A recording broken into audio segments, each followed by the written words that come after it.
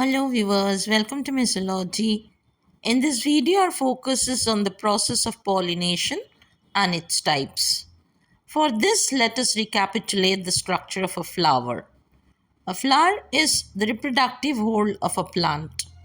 A flower comprises of the male as well as the female parts. Stamen or the androecium comprises of filament, anther, pollen sacs, and pollen grains. These are the male parts of the flower. Pistil or the gynoecium, which is referred to as the female whole of a flower, comprises of the ovary, style, and stigma. Now, the transfer of the pollen grains from the anther to the stigma of the flowers within the same species is referred to as pollination. So, pollination can happen in a bisexual flower. It can also happen in the unisexual flowers. Now, which happens in what flower is now what we have to understand. So, when a flower is bisexual, it has both male and female parts. It is possible that the pollen grains from the flower may fall on the stigma of the same flower. This is called autogamy. Autogamy is usually observed in clistogamous flowers. These are well known in the peanuts, peas, and the pansies, also widespread in the grass family. However, viola is the largest genus of clistogamous plants. Here, there is no option for the transfer of the pollen grain from the anther to stigma of other flowers. Even in a bisexual plant, autogamy is possible when the external sources for the transfer are not available. That is, an agent is not transferring it to any other flower. That is indeed autogamy. Next, when we consider the case of a monoecious plant, a plant that bears unisexual flowers, both male as well as female flowers, but on the same plant. Taking as an example the cucumber plant, the male flowers may transfer its pollen grains from its pollen sacs in the anther to the stigma of the female flower on the same plant. This is called Geitonogamy.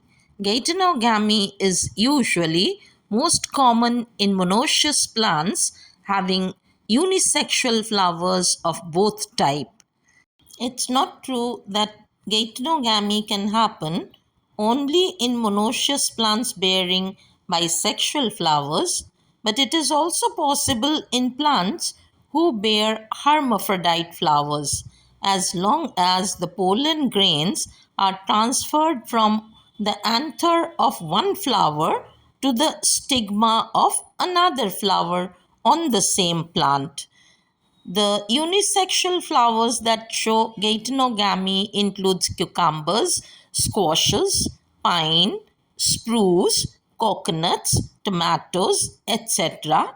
And it can also happen in flowers that are hermaphrodite, as shown here on the screen is hibiscus. Advantages of self-pollination are as follows. Self-pollination is a much surer process in bisexual flowers. There is not much wastage of pollen grains.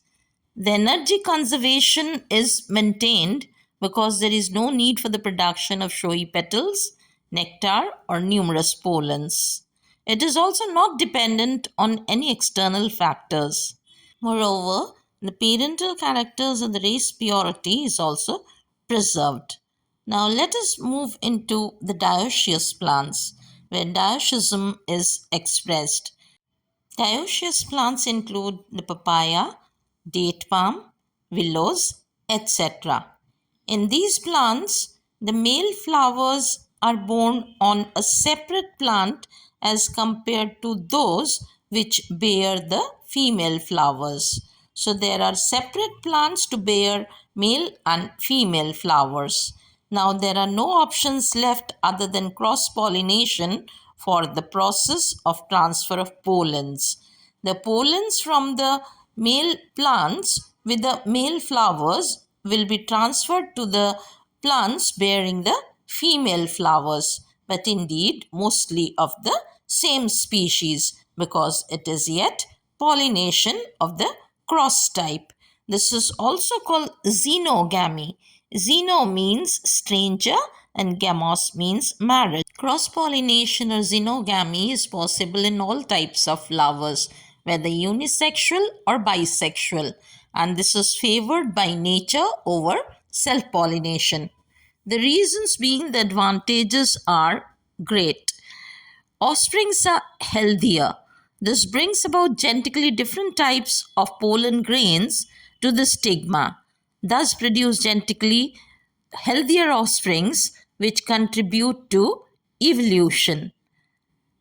The seeds produced in this process are more viable and abundant, and this indeed results in new varieties as well. But are there no disadvantages of this process? Yes, there are certain disadvantages too. Like cross pollination is not a surer process. There is a huge wastage of pollen grains during its transfer, so it is uneconomical for the plants. The efficiency of the seed production is also based on the external pollinating agents, and there is excess amount of force that is needed to be generated for the process of cross pollination. Since nature favors cross pollination, it is possible in all chasmogamous flowers, the flowers that open their reproductive holes and expose it to the external environment. So, cross pollination outnumbers self pollination. Now, I leave you with a question. Can pollination occur between flowers of different species? Post your answers in the comment box, please. My next video will be on agents of pollination. I hope you like the video. Thank you for watching. Please do like, share, and subscribe to my channel if you still haven't done so.